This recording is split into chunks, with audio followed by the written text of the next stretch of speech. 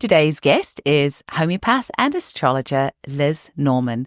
Now, I have to just start this with a personal story because Janie Lavelle has been telling me for ages to get Liz to do my natal chart. And I've had them done once or twice in the past, but I never quite understand it. I think it's interesting, but it's also just so confusing at the same time. So I was a little bit skeptical, but I did book in with Liz and I had my mind absolutely blown. Now, because she's a homeopath as well, when she does your natal chart, she just puts all the little puzzle pieces together and really takes the time to explain it to you. So for the first time ever, I kind of felt that I understood what my natal chart meant and gave me some real insights into, well, one, that I was on the right track with what I was doing, but also just some, like a light at the end of the tunnel. There were some things happening in my life, and Liz just told me that some big planets that have been coming over were going past and things were going to ease up by November. And it really has. And it was really lovely to have that bit of light at the end of the tunnel just to help me to push through a little bit more. So I am really excited to introduce her to you today. She's just provided so much value in this episode. She's got an incredible course that's coming out in the new year that I cannot wait to do. But let me just tell you a little bit about her. So she's an astrologer and a homeopath. She's also a Bach flower practitioner. She graduated from the School of Homeopathy in 2008. And while she was still a student, she started working with Jeremy and Camilla Scher. She is the course manager for the Dynamis School for Advanced Homeopathic Studies, and she has had a lifelong fascination with astrology. But it was in 2019 that she formally began her studies with Astrology for Life, and she has not stopped her studies since. She is a graduate of the Astro Butterfly Wings program and has completed many CPD programs, including the Astrology University, the Kairos School, also work with Kira Sutherland in medical astrology, and the Dwarf Planet University as well. You can learn a bit more about her at jupiter-rising.co.uk. That's jupiter-rising, rising.co.uk.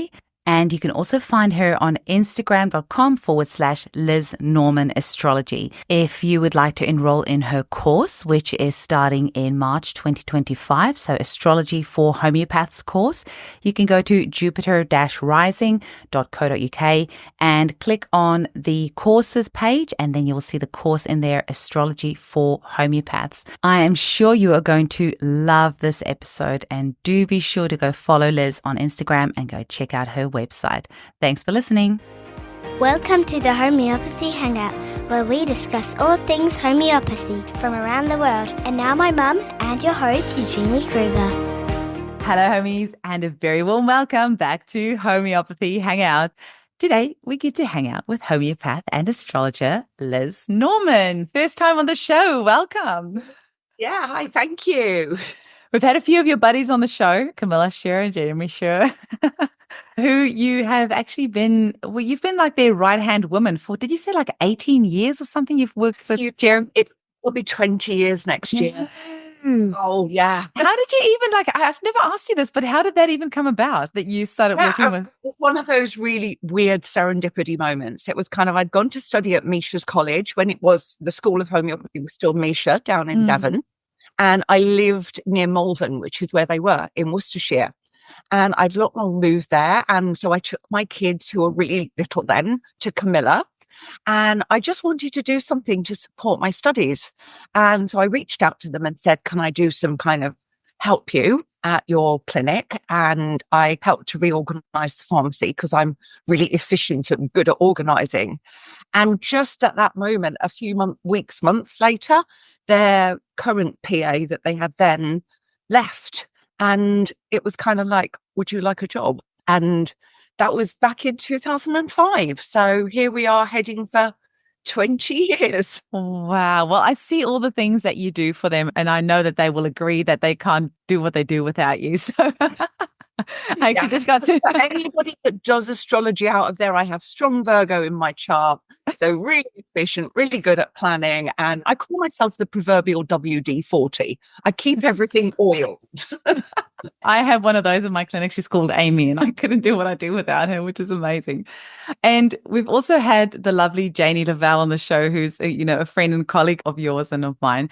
And she has been telling me for ages, go see Liz, go get your chart done through Liz. And I'm like, okay. And then came at a bit of a crossroads, and I had my chart done with you, and I'm so grateful. And we'll touch on that soon. But before we get into all of that, do you want to tell us your journey of how you first discovered homeopathy?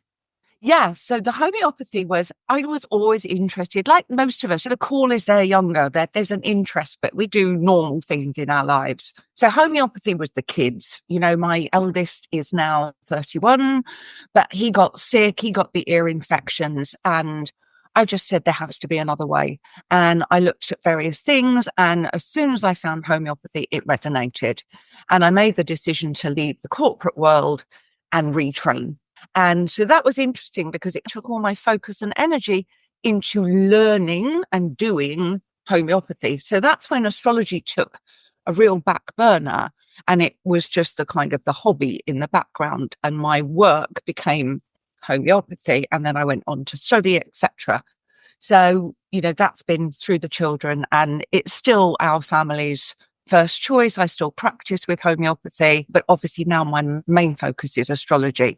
So you were doing the astrology before the homeopathy? So I was a kind of a lay astrologer, reading, doing stuff behind the scenes, but it actually wasn't until 2019 that I went, you know what, I need to actually do this properly. I need to actually go study properly. And the amazing thing it was literally that final piece of the jigsaw. It took everything I'd done and it just glued everything together, because it's the same language as homeopathic philosophy. So I think when homeopaths come to astrology, there's a real sense that I'm at home. I get this because it's the language we already speak. It just adds a whole nother layer to it. So I super accelerated my studies because it was just easy. And so that's where I've then got to the point where I merged the two. And I would say, well, now how I practice is through astrology first. Then I will support with remedies. There's a few homeopaths that have managed to really successfully do that, and Gabriel Blass and Eileen Noman and Peter Berryman, I think I also do the two of them. And I've always been scared of even like going down the rabbit hole of astrology because it's always seemed overwhelming. And I've had my natal chart, I don't think officially done, but like a couple of people that know a bit about astrology have said things to me, and it was overwhelmingly confusing. And what I really loved about my consult with you is that you explained it in such simple terms that I could actually understand what my chart meant.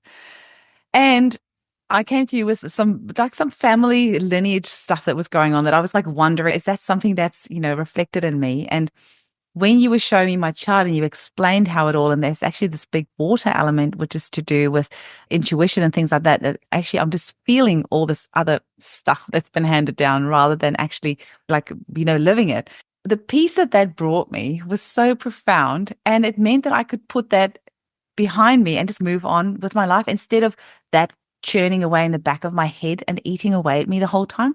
So you gave me this real, it was just like a weight lifted off my shoulders. Oh, okay, that's why I'm feeling this, because actually there's all this water everywhere in my sinus. So I'm feeling a lot of things instead of that actually being me. Trusting your intuition, which, because we do, but it's almost like I'm showing you how strong that is. That's what I talk about the chart, because it's deeply spiritual. It's deeply intuitive astrology, as is homeopathy as a healing art, but they both are very grounded. In homeopathy, we go back to the repertory. We go back to the provings.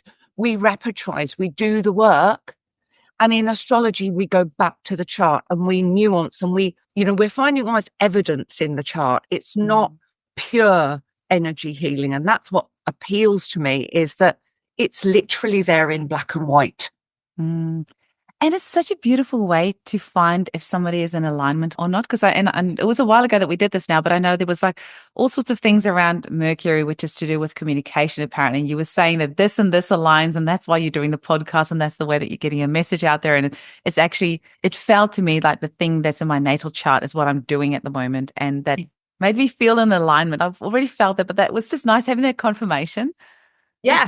Yeah. It's really lovely. I mean, there's two big words that I use all the time. Validate, because when we look at the chart, it's a blueprint of the energy of the universe that we brought with us. We've taken a snapshot of the dance of the planets, where they all are at that precise moment in time.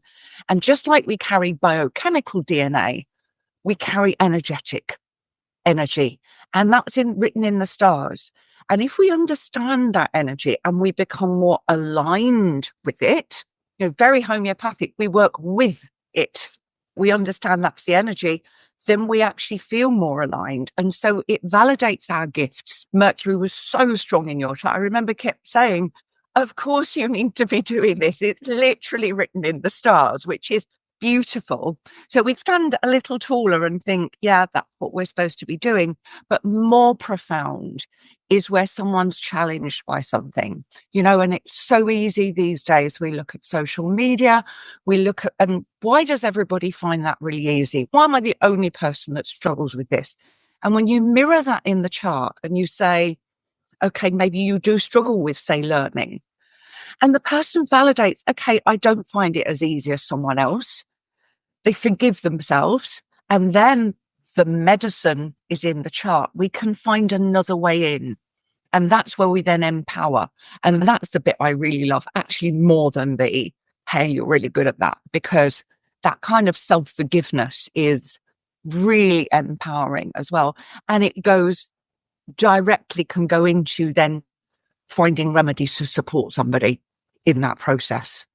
It's easy for somebody to think that you're psychic. Do you get people asking you that if you're psychic? Because the stuff that you can tell from somebody's chart is actually quite amazing. And like you said, and 100% not. Like totally not. I can look at a chart and literally it's like practice. I will literally look at a chart and I will join this with this, and this rules this, and this is this. And I will get to that totality very quickly.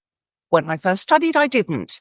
But no, there is no psychic at all. It's grounded. It's joining dots. It's pattern recognition, which is very similar to taking a case. The only thing I would say is that oftentimes in someone's notes or talking to them, there'll be a theme that comes up, and then I might be going and adding in extra things to the chart. And I do seem to intuitively know, oh, go look at this asteroid or go look at that. But it's actually very grounded. And you know what? I'd like to take back to anyone that's listening here who wants to dip their toe in the water with it. It's actually quite simple. It shouldn't be overwhelming. And any astrologer out there that kind of wants to shroud it with that, oh, nobody can do this, they're doing it a disservice, because it's a language and we can take baby steps into it and really understand that language. So when I read a chart for somebody, I say, this is your chart. You own it. I'm just translating it for you. And we literally take this planet means this set of behaviors, Mercury, learning, speaking, communicating. And it sits in this zodiac sign, which means its energy expresses itself in these sorts of ways. If we just start with that, we're way ahead. And that's where it's a bit like giving somebody a 36-seat case and doing a first aid course. You can go into astrology at that level and it will be really powerful. Yeah, that's the way that you explained that, this is a sign, but it's in this house and that's how it expresses itself. And then to what kind of like extent it does. That was so interesting, because I think I might have told you this story, but I became interested in astrology, but very basically as a little girl, because my mum said that she was bashing her head against the wall, not knowing what to do with me because I was so stubborn. And so she got a book on astrology and read up on Aries. And in that, it said that you have to explain to them why they have to do something. You can't just tell them to do something. You have to explain why. Otherwise, they won't do it. And so once she knew that, apparently that was revolutionary for her parenting, because she explained to me why I had to do stuff. And then she did it. But I have only ever been familiar with the sun sign. And then I heard that there's these other signs as well, which I had no idea about. And that's where you were really great with explaining that. So maybe do you want to tell our listeners about some of the other signs that are out there. Yeah. It's the number one. You are more than your star sign or sun sign. That's one people will say, oh, I'm a Leo. And actually, oftentimes, your sun sign is not the most prominent that we're going to see. It's not the most prominent that you will resonate with. We work with, in traditional astrology, up to 10 planets. There are many more that we can work with. But if we just start with the sun and the moon, so each of those planets that we work with represents a set of archetypal behaviors, like a sub-personality, if you like. So the sun and the moon, they are who we are.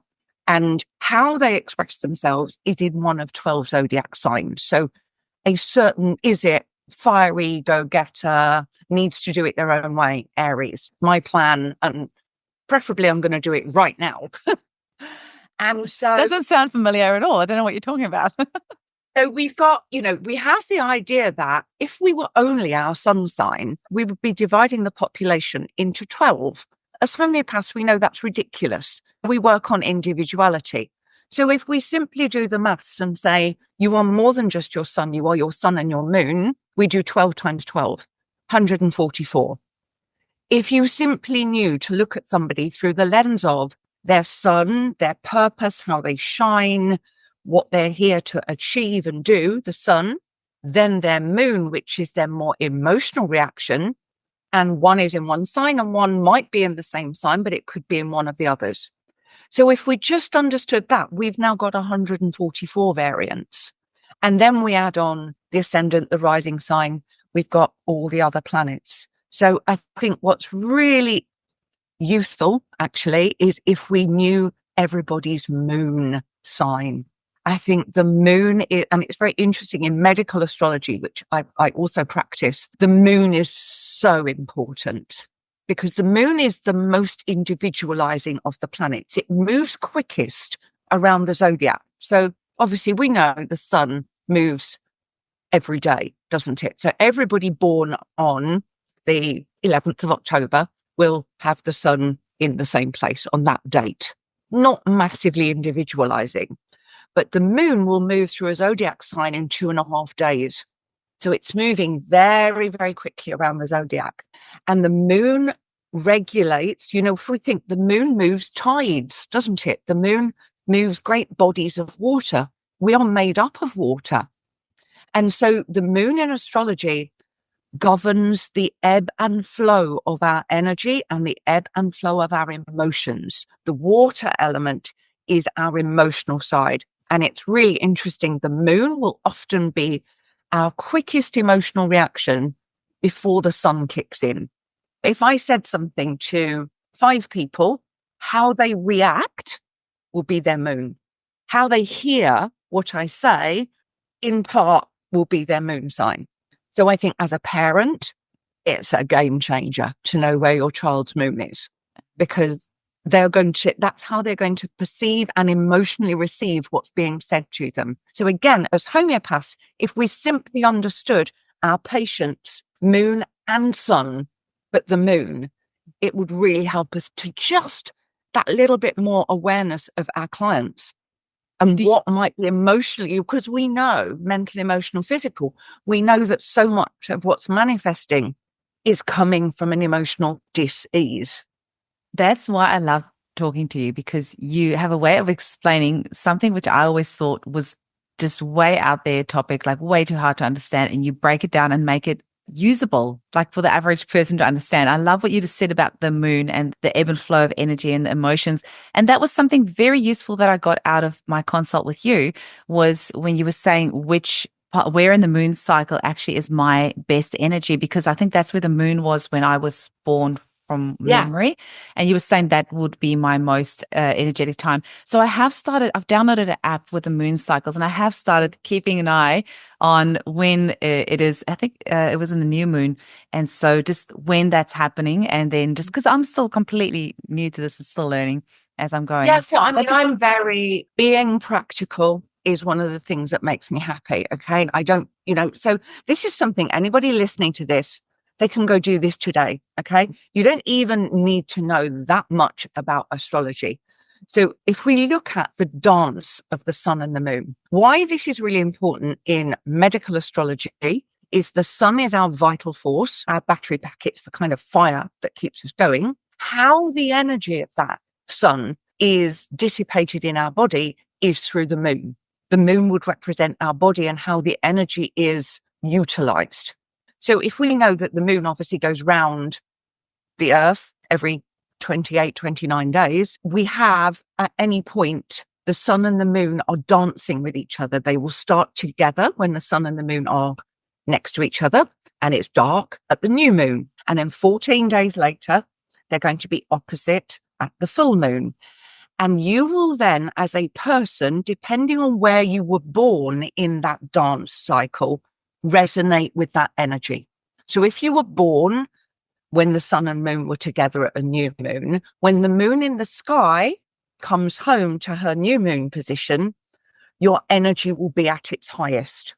So you can go on a really good website to do that is you can go to astroseek.com and just put in your date of birth and do moon calculator. And it will come up and it will show you, without you even needing to look at a chart, you were born on a first quarter moon or a waning gibbous moon or where it was. So then you can go track where the moon is and then just notice, do I have more energy when the moon has come back to that stage? But really importantly, when it's opposite it, do I notice my energy drop? Do I feel more drained or sensitive? Because I wonder if before I learned this, I'd go running to my homeopath and get a sledgehammer of a remedy when actually we were just in the dark or the balsamic moon. And 2 or 3 days later, the crisis was no longer a crisis. So that's quite empowering to look at that. And another good hack with that is if you're going to take a really big remedy, like a single 200 or a 1M or a 10M, take it at your moon phase return. Wait, because your body will receive it. Your vital force will receive it most strongly. That's an amazing hack. That is such a good hack. I love it. I love it. I have just been learning a bit more these days about taking remedies more intentionally. And at the Bali conference, just different ways that you can receive a remedy. One of it was actually Declan Hammond putting a remedy in a sound bowl and then sounding the bowl and transmitting the remedy that way. And Janie gave me a really good idea of when you're taking the 2 pillules, putting one on top of your tongue and one underneath your tongue, as above, so below.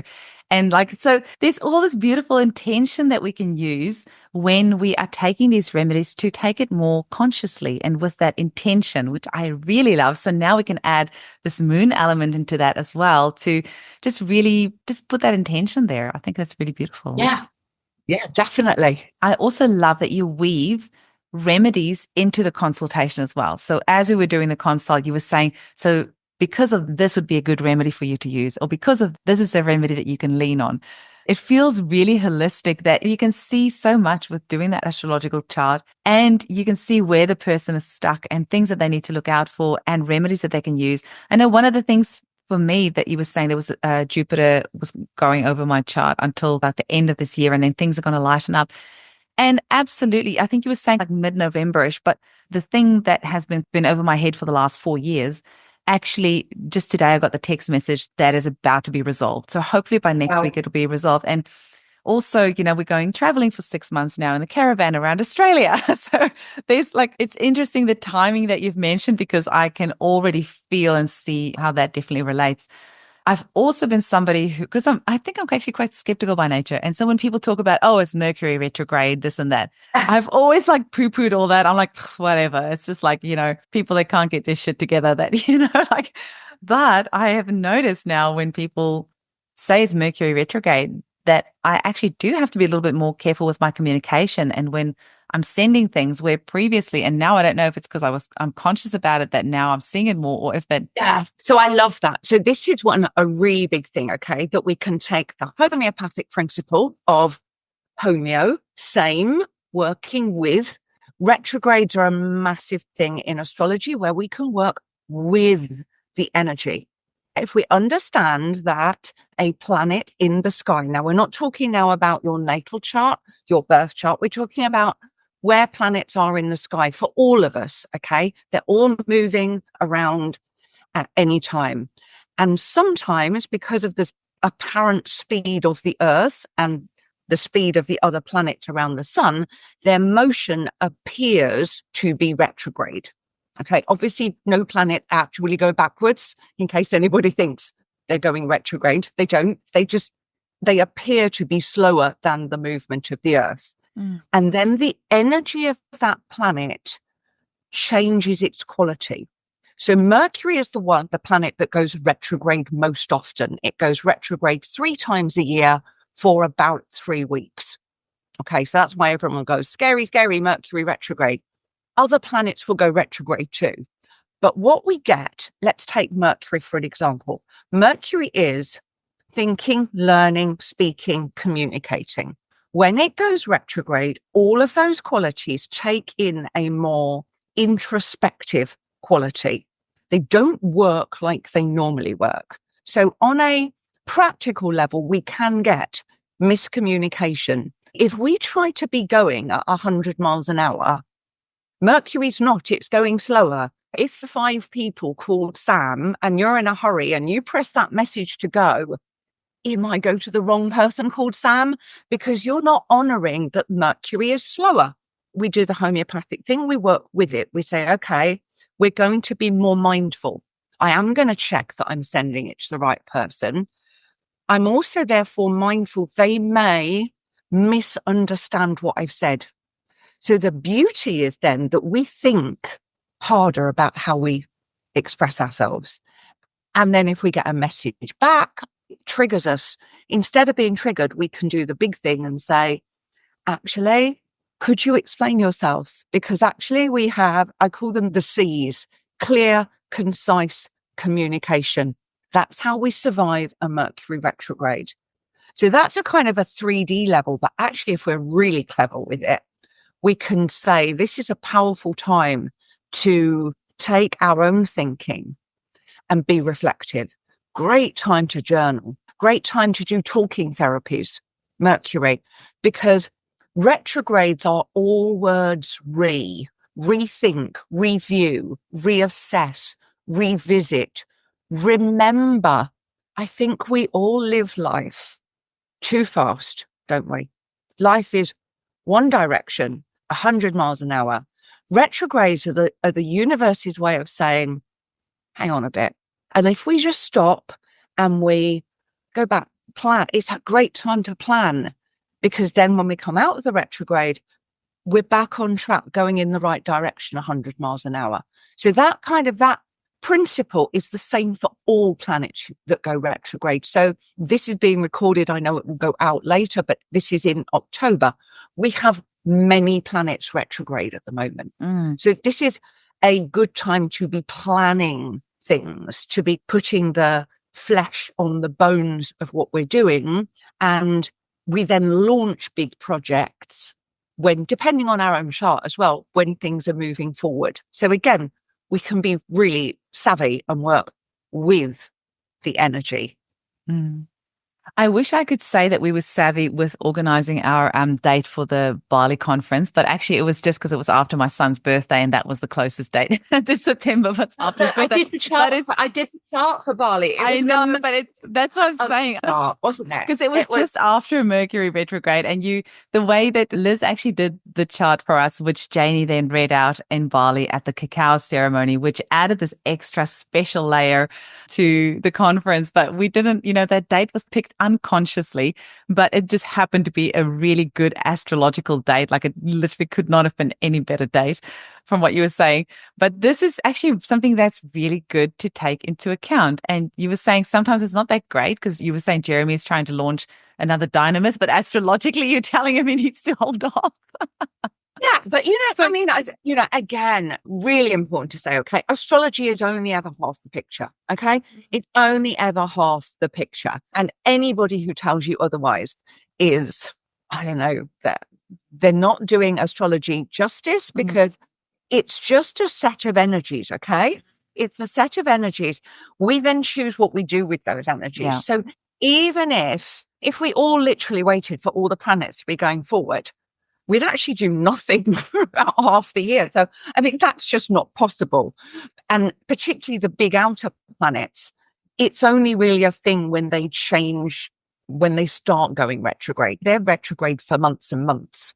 So, yes, Mercury, don't launch anything during a Mercury retrograde unless you're prepared for it to go wrong. And you have plenty of backups. Yeah, and you're actually happy to go on the ride with it. That's fine. You then find if you look at dates, you find sub dates. And it's only ever about working with the energy and understanding the quality of the energy. And then you don't get tripped up by it. This is complete coincidence, but I guess it also is not, because everything happens as it should. But yesterday, as I was driving home, I was listening to a podcast episode with Dr. Robert Selig, who was a guest on Matt Blackburn's show called Mito Life. I really enjoy his podcast. And I'm trying to get him to listen on the podcast. I can't imagine he's listening to this, but if he is, Matt, would love to have you on the podcast. But Dr. Robert Selig was talking about how there is a tissue salt for each sun sign, which I did know about. And I know Callie Foss was my one, which you brought up in the consultation as well. But then Dr. Roberts said something interesting about he was going in some other Saturn's thing. I don't know what it was, which had to do with breaking lots of bones. And he broke all these different bones, and he should have taken Calc Foss tissue salts, which was his tissue salt, but he didn't take it. And there's just so much to know when it comes to astrology and homeopathy. It's unbelievable. Do you use the tissue salt in that kind of way? I do. And Okay. so actually, in my own practice, I use tissue salts and I use batch flower remedies predominantly. The best related to this, So both are. Oh, I didn't know that. Okay, so both of them have direct correlations. And so there is a key tissue salt. There's a tissue salt for each of the 12 zodiac signs. And there is a key, if you work with the batch flowers, you have the healers, the 12 healers, and they are each assigned to one of the zodiac signs. And then there's lots that we use also around them. What's interesting is if you go read the books, they will say, particularly on the tissue salts, they'll say the tissue salt, for example, for Capricorn is Calc Foss. Medically, that makes sense because Capricorn is about structure. And in our body, our structure is our musculoskeletal system, our bones. So we can see there's a correlation. But what I found frustrating is that's not normal. If you've got somebody with their sun, as in they were born in December to January, in Capricorn, if their sun's super happy in their chart and everything's going fine in Capricorn, they don't necessarily need Calc Foss. You're actually more likely to be looking at someone's moon. So number one, the first thing I would say is if you're going to go read a book and you go look at someone, there's loads of free software out there. You can run a chart. If you simply look at a chart and you look at where the sun is and where the moon is and nothing else, consider both. Okay, consider both, because if the sun is super happy, doesn't need that tissue salt. You'd literally be looking at the moon and then the rising sign or the ascendant. They are actually more key indicators in medical astrology than the sun would be. Why do you think the moon has just been left behind and it's all about the sun? So that's really interesting. If you go back to medieval Hellenistic astrology, the moon was really prominent. Okay. The moon was, and you would literally be, they would talk very much about whether you were a diurnal or a nocturnal birth. Were you born in the day or the night? Very strong. And it actually the sun sign or star sign that was then popularized with kind of the newspaper type astrology. And we moved away from it. And if you go to Vedic astrology, it's all about the moon. So really interesting. If you take away nothing else from this and you've looked at your chart on a free app somewhere, go look at your moon sign, because that's going to really unlock a real aha moment, I think, for a lot of people. It's interesting because I think the sun represents masculine and the moon feminine. So even from that kind of point of view, I'm not surprised really that the moon kind of got left by the wayside. Yeah, I mean, very, very symbolic yin and yang energy. We need both. We need both energies. But the moon is definitely is how we use the energy that we have. And it's if we understand how to support our moon sign, we become more emotionally healthy. And if I'm looking at batch flowers or if I'm looking at tissue salts, number one, I'm looking at the moon. See where the moon is, see what the moon is doing. So if somebody is born via like a planned C-section, Yeah. or even an emergency C-section or anything like that, does that have an effect on the date that they were supposed to be born, or is it just whatever day they're born, that's their No, date of that's a birth? super question. And it kind of goes to the slightly bigger picture of this, which is everybody's birth chart is unique. Everybody's birth chart is different. And obviously we've been talking so far about planets and how they move. And obviously everybody born on the same calendar day is going to have their sun at a similar degree in the zodiac. The moon's going to move faster, but what we do is we take this idea of the as above, where are the planets, and we overlay that picture onto the Earth, which is moving very fast on its own axis. And we imagine you've taken a picture of the heavens and you're wrapping it around the moving Earth that's spinning. And we're anchoring that picture. This is where it falls on Earth. And this is where we get what we call the homeopathic, the astrological houses and angles. So if you've ever heard of the ascendant or rising sign, that's the Earth spinning, and we have the horizon line of sunrise to sunset. And we're anchoring that picture of where the planets were onto the spinning Earth.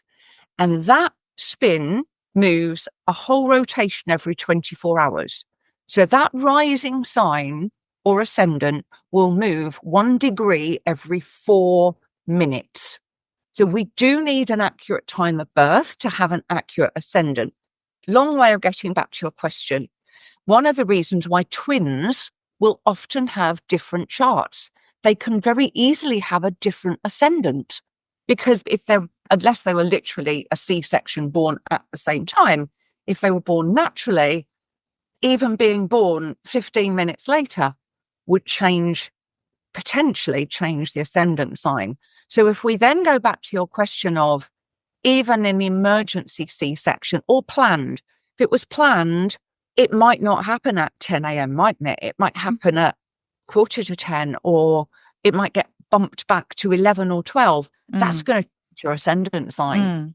So even the planned C-section, how that clock face looks and the ascendant, and therefore the houses that the planets end up in. And the houses are the area of life that the energy gets to show up in most easily. So that for example, let's take your sun, okay? Because your sun is how you shine.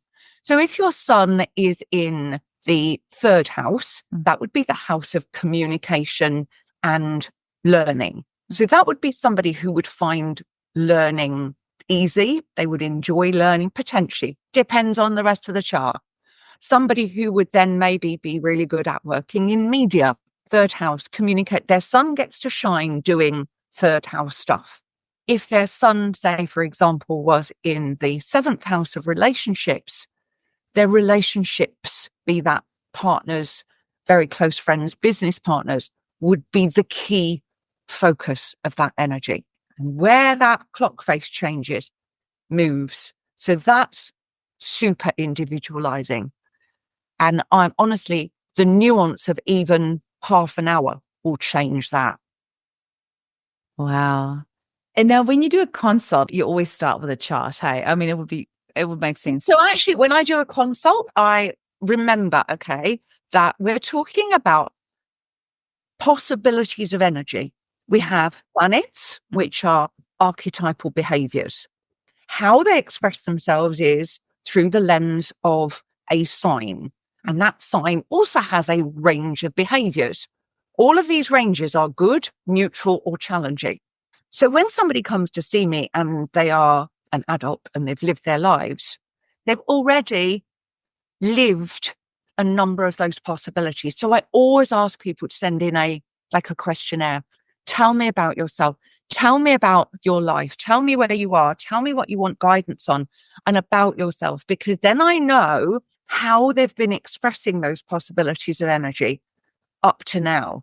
And then I can dive straight in and say, okay, I'm going to validate where this is. How about we look at the medicine and we move forward? So I definitely don't do the whole, I want to show how clever I am and tell you stuff about you. No, you know about you. I want to meet you where you are. So actually, I tend to therefore be able to do much more in my first consult than other astrologers who go in blind. And it helps with remedies as well. Yeah, I found that part really therapeutic, actually, like writing down a little story. And you gave very few kind of guidelines, like just like little rough guidelines. And then I just wrote it all down on a Word doc. And I thought, poor Liz, she can just make from this what she likes, reading this crazy story of mine.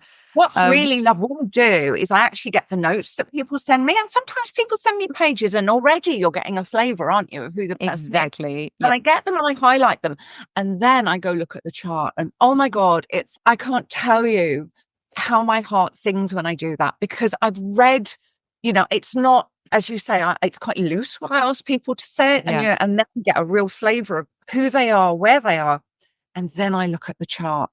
And it's like literally, if I could have £10 for every time I say, you can't make this stuff up. And I love it because it's like, I'm then like, okay, I'm there and I've got a mirror. I'm mirroring their chart with their life. And that's all we're doing is we're looking at a mirror of the highest version of who we are.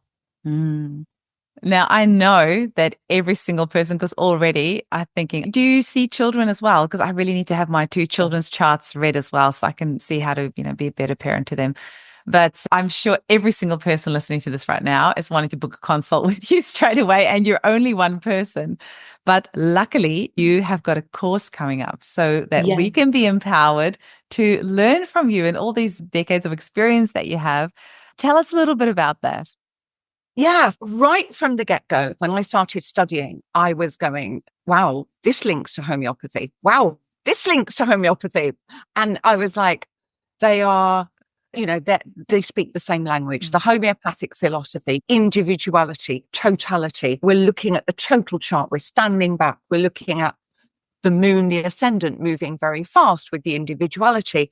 And so I was building this repertoire, if you like, of things that are useful for homeopaths. And it really struck me that I did a lot. I still study all the time. Study is really important for me. I'm always on at least 2 courses at any one time, which is part of my chart. I have a Gemini moon, so it's cool for me to keep learning. But I wanted to take the nuggets of useful information and put them in one course, because homeopaths are really busy people. They've chosen to be homeopaths. That's where their focus is. And so the courses that were out there for them in astrology were either cookie cutter, not in depth in any way, like really superficial courses about sun sign astrology, which don't serve anybody. Or you had to go do a full diploma course, which is really expensive and time. Look, who has time to do that? So what I did, and I worked really hard to distill really important, practical, useful things through the lens of homeopathic language. And I've created a course. It's an 8-week course purely for homeopaths.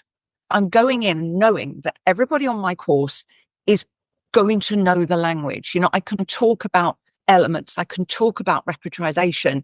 I can use rubrics, knowing that we're already, like my audience is already at a super good level. And so I'm going to cover what you'd be doing in a very long astrology course in literally 8 weeks. You'll come out, you'll be able to look at a chart of yourself, client, friends, family, and it's going to help you ask better questions. It's going to help you unlock stuck bits in your clients' cases. That's what I really wanted to do. And another massive thing is we all get affected by the current energy in the sky, particularly the big outer planets that take a year, 2 years to go over part of your chart. They will be profound times of change in someone's life. If you're treating somebody and your client's going through that and their remedies stop working, How many times as practitioners have we thought, it's me, I'm not good enough, my remedies aren't good enough? And for fear, we've walked away from that case, or we've overprescribed. If we simply knew this is a time that client really should go see an astrologer and understand what the astrological energy is doing, then that also is hugely empowering for us, isn't it? To know it isn't me, it isn't my remedies. They're just going through a massive Neptune transit. So I'm going to cover that as well, cover kind of the red flag things, because actually looking back, I did that. Looking back, I can definitely see times when in my own life I had really big transits and remedies just weren't holding. It actually sounds like this should be an essential part of every homeopath's training, like when you put it that way. Because also I know, and that's something that Gabriel Blass that I've had on has spoken about, is that sometimes it can be so hard to get into some cases, like to really get to the nitty gritty of what it is that needs to be treated in a case. And that's where the natal chart can give you some clues and can open up conversations. But that's so essential what you're saying now with, one, being able to get a person to take a remedy at the time where the moon is, that's going to be best for them. But also when they've got these big planets going over, realizing that might be what's going on and being able to just encourage them. Like for me, it felt like, when did I see you? Like a couple of months ago now, I think. Yeah. But just knowing when you said this planet is going to be over by mid-November, but definitely early next year, they're all gone, but they're going to start passing you by mid-November. That's Pluto.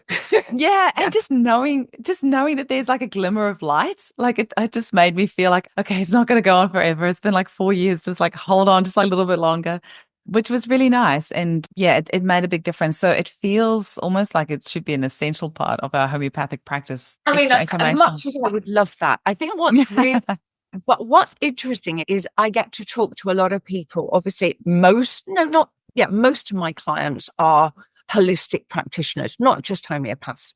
But what I'm seeing, which is really exciting, is that people are blending modalities. Yeah. They're doing what works for them, whether it's they're using kinesiology. I've listened to some of your other podcasts and really going into that, the biochemical testing, which I think is fascinating. Or that's my thing at the moment with the biome.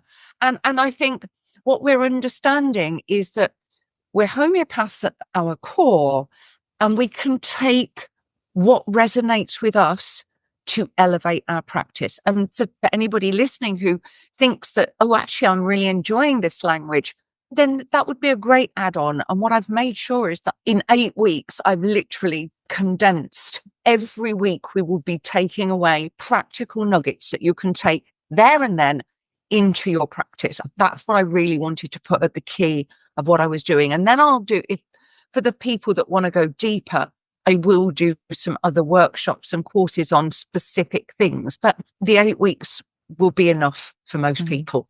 If your course is anything to go, if the way that you present information is anything to go by, this course is going to be epic, because like I said, that's the thing that I valued the most of that consult with you, is you took the time to explain things in language that made it so easy to understand. And literally, I couldn't understand why I had never understood my natal chart before. Like, you explained it in such an easy way. So I really think you have a gift. You really have a gift. I'm sure it says it somewhere on your chart that you have a way of making complicated information very easy.